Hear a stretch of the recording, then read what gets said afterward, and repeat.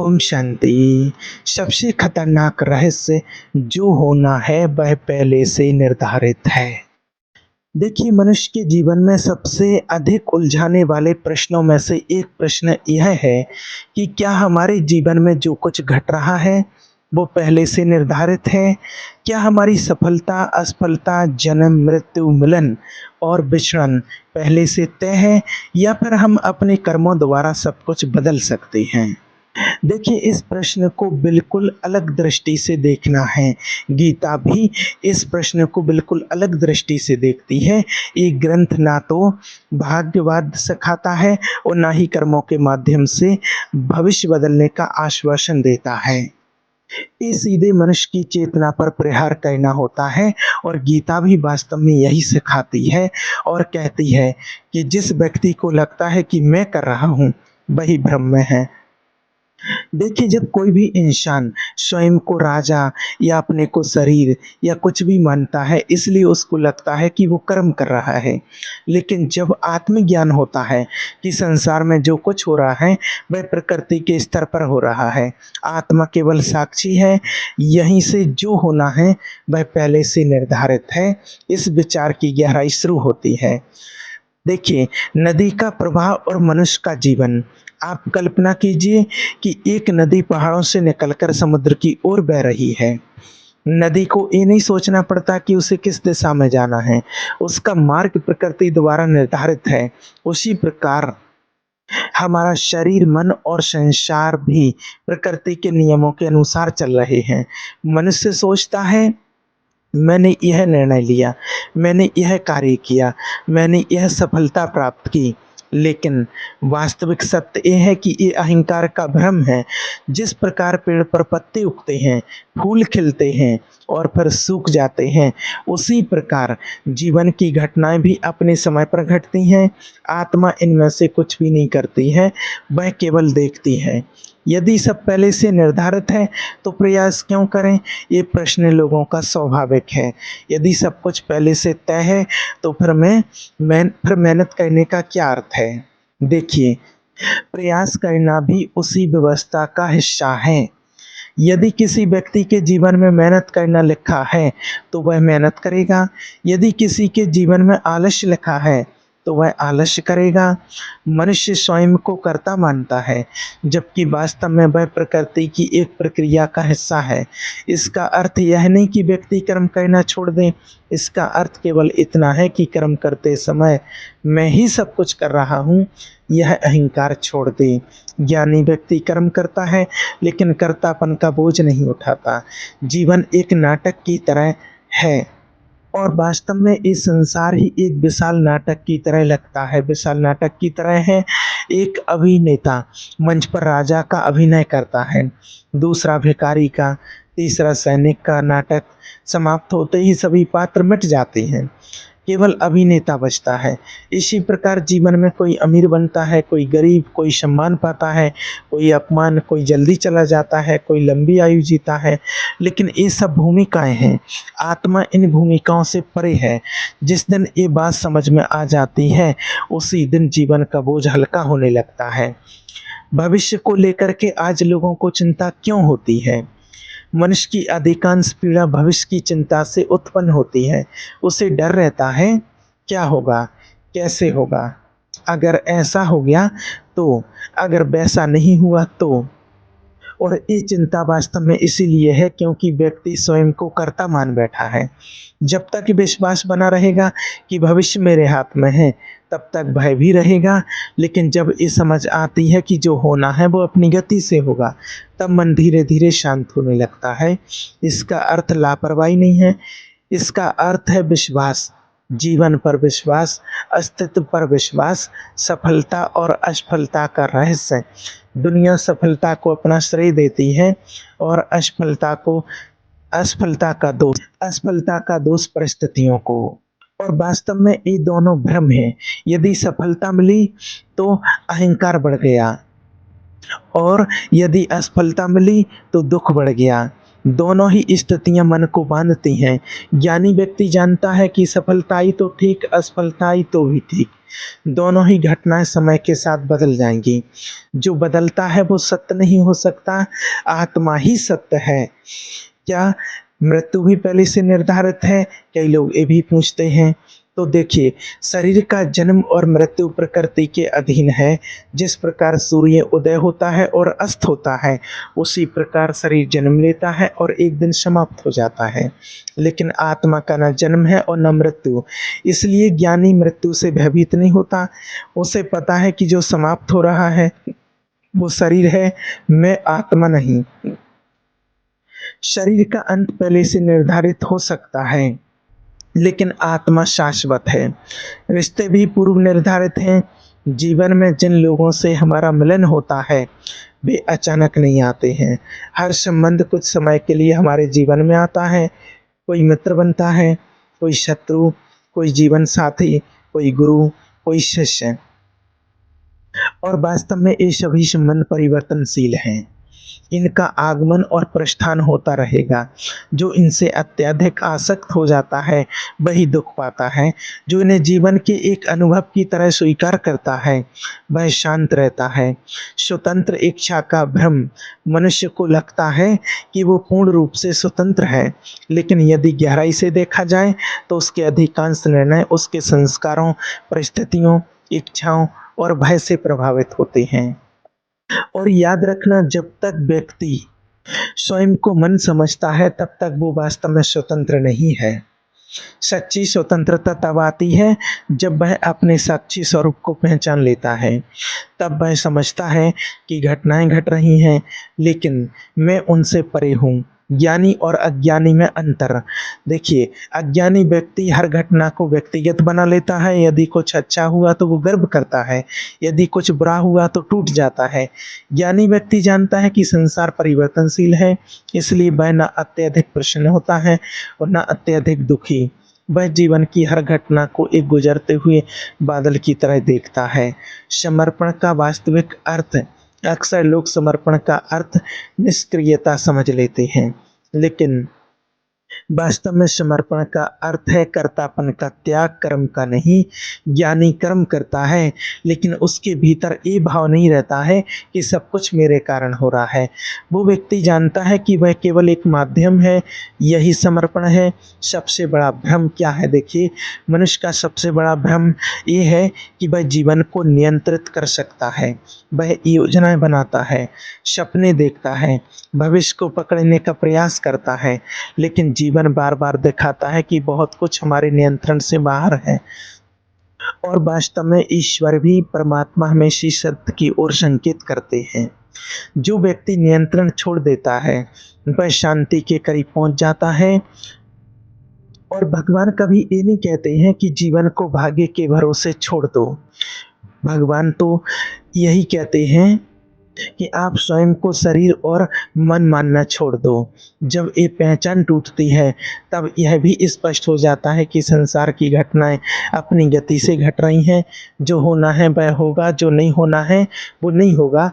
लेकिन इन सबसे परे एक साक्षी चेतना है जो कभी नहीं बदलती, वही आपका वास्तविक स्वरूप है। देखिए, एक आम का बीज धरती में बोया जाता है। उस छोटे से बीज के भीतर उस छोटे से बीज के भीतर पहले से ही एक विशाल वृक्ष बनने की संभावना छिपी होती है। समय आने पर वह अंकुरित होता है, फिर पौधा बनता है, फिर वृक्ष बनता है, फिर फल देता है। बीज को यह निर्णय नहीं लेना पड़ता कि उसे कब अंकुरित होना है। प्रकृति अपना कार्य करती रहती है। और वास्तव में मनुष्य का जीवन भी कुछ ऐसा ही है। जन्म से मृत्यु तक की यात्रा प्रकृति के नियमों के अनुसार चल रही है। मनुष्य बीच में स्वयं को कर्ता मानकर भ्रम में पड़ जाता है। जब आप कोई फ़िल्म देखते हैं, तब पर्दे पर युद्ध भी होता है, प्रेम भी होता है, हँसी भी होती है और आँसू भी। लेकिन पर्दा स्वयं इनमें भाग नहीं लेता है। फ़िल्म समाप्त हो जाती है, पर पर्दा वैसा ही रहता है। और वास्तव में आत्मा उस पर्दे की तरह है। जीवन की घटनाएँ फ़िल्म की तरह आती-जाती रहती हैं। कभी सुख आता है, कभी दुःख आता है, कभी लाभ होता है, कभी हानि होती है, लेकिन आत्मा इन सब से अछूती रहती है। एक यात्री जैसे रेलगाड़ी में बैठा है, रेलगाड़ी अपनी पटरी पर चल रही है, खिड़की से दृश्य बदलते रहते हैं, कहीं खेत हैं, कहीं पहाड़ है, कहीं शहर है, लेकिन यात्री केवल देख रहा है। और ज्ञानी तू आत्मा इस संसार को ऐसे ही देखता है। वो जानता है कि जीवन की परिस्थितियाँ बदलती रहेंगी, पर उसका वास्तविक स्वरूप इन सब से अलग है। और हमारे कई शास्त्रों में और अष्टावक्र जी की गीता में राजा जनक का उदाहरण स्वयं मिलता है। जनक एक विशाल राज्य के राजा थे। उनके पास धन, वैभव, सेना और सम्मान सब कुछ था। लेकिन आत्मज्ञान प्राप्त होने के बाद उन्होंने जाना कि ये सब बाहरी भूमिकाएं हैं। वे राजा का कार्य करते रहे लेकिन भीतर से साक्षी बने रहे। यही वास्तविक ईश्वर का संदेश है। कर्म करो लेकिन कर्ता मत बनो। नदी में एक पत्ता गिर जाता है, पत्ता सोच सकता है कि वह स्वयं दिशा चुन रहा है, लेकिन वास्तव में उसे नदी की धारा बहा रही होती है। मनुष्य भी अक्सर सोचता है, मैंने सब कुछ किया, मैंने सफलता पाई, मैंने जीवन बनाया, लेकिन वास्तविकता क्या है? वास्तव में ये अहंकार का भ्रम है। असंख्य परिस्थितियाँ, लोग, अवसर और घटनाएँ मिलकर जीवन को आकार देती हैं। कोई भी व्यक्ति अपने जन्म का समय नहीं चुनता, कोई ये नहीं चुन सकता कि उसे किस परिवार में जन्म लेना है, और ये सारी प्रक्रिया होती है उसके कर्मों के अनुसार। उसी प्रकार अधिकांश लोग अपनी मृत्यु का समय भी नहीं जानते हैं। जब जीवन की सबसे बड़ी घटनाएँ हमारे नियंत्रण में नहीं हैं, तब जो लोग कहते ये मैं सब कुछ नियंत्रित कर रहा हूँ, ये विचार कहाँ से आया?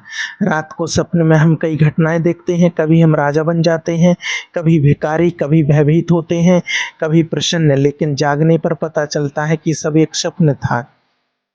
और वास्तव में आत्मज्ञान के बाद संसार की पकड़ भी कुछ ऐसी ही ढीली हो जाती है। तब व्यक्ति जानता है कि जो कुछ बदल रहा है वह अंतिम सत्य नहीं है। एक छोटा-सा उदाहरण, एक व्यक्ति गुरु के पास गया और पूछा, गुरुदेव, यदि सब पहले से निर्धारित है तो मैं क्या करूँ? गुरु मुस्कुराए और बोले, तुम यहाँ कैसे आए हो? व्यक्ति बोला, मैं पैदल आया। गुरु ने पूछा, क्या तुमने चलने का निर्णय लिया था? उसने कहा, हाँ। गुरु बोले, और वह निर्णय लेने की इच्छा कहाँ से आई? व्यक्ति मौन हो गया। गुरु ने कहा, घटनाएँ घटती रहती हैं, तुम केवल उन्हें अपना मान लेती हो। यही वास्तविक सार है। गर्मी आती है, बरसात आती है, सर्दी आती है, फिर बसंत आता है। क्या कोई मनुष्य इन ऋतुओं को रोक सकता है? क्या कोई आदेश देकर सूर्य को उदय होने से रोक सकता है? नहीं ना। प्रकृति अपने नियमों से चलती है। और वास्तव में जिस प्रकार से ऋतुओं का परिवर्तन निश्चित है, उसी प्रकार जीवन में भी परिवर्तन निश्चित है। बचपन रहेगा नहीं, युवा अवस्था टिकेगी नहीं, बुढ़ापा आएगा, शरीर बदलेगा, रिश्ते बदलेंगे, परिस्थितियाँ बदलेंगी। जो व्यक्ति इन परिवर्तनों को रोकने का प्रयास करता है, वो दुखी होता है। जो उन्हें स्वीकार कर लेता है, वो शांत हो जाता है। समुद्र में असंख्य लहरें उठती हैं और मिट जाती हैं। कोई लहर बड़ी होती है, कोई छोटी, कोई तेज, कोई धीमी, लेकिन हर लहर अंततः समुद्र में ही विलीन हो जाती है। और वास्तव में संसार की सभी घटनाएँ इन लहरों की तरह हैं। आज जो समस्या बहुत बड़ी लग रही है, कुछ वर्षों बाद उसका नाम भी याद नहीं रहेगा। आज जो सफलता अत्यंत महत्वपूर्ण लग रही है, वह भी समय के साथ धुंधली हो जाएगी। लेकिन जिस चेतना में यह सब घट रहा है, वो समुद्र की तरह स्थिर रहती है। ज्ञानी का ध्यान लहरों पर नहीं, समुद्र पर होता है। एक बार धनुष से तीर निकल जाए तो उसे वापस बुलाना संभव नहीं होता। वह अपने लक्ष्य की ओर बढ़ता रहता है। इसी प्रकार हमारे जीवन में भी अनेक घटनाएँ ऐसी होती हैं, जो एक बार प्रारंभ हो जाने के बाद अपने परिणाम तक पहुँचती हैं। मनुष्य बार-बार अतीत को बदलना चाहता है। वह सोचता है, काश मैंने ऐसा ना किया होता, काश मैंने वो निर्णय लिया होता। लेकिन ये अतीत बदल नहीं सकता। ज्ञानी व्यक्ति अतीत से लड़ता नहीं, वह उसे स्वीकार करता है और वर्तमान में स्थिर रहता है। आकाश में बादल आते हैं, कुछ काले होते हैं, कुछ सफ़ेद, कुछ वर्षा लाते हैं, कुछ बिना वर्षा के ही चले जाते हैं, लेकिन आकाश पर उनका कोई प्रभाव नहीं पड़ता। इसी तरह हमारा वास्तविक स्वरूप भी निराकार है। आत्मा के अंदर मन में विचार बादलों की तरह आते जाते रहते हैं। भावनाएँ बादलों की तरह बदलती रहती हैं।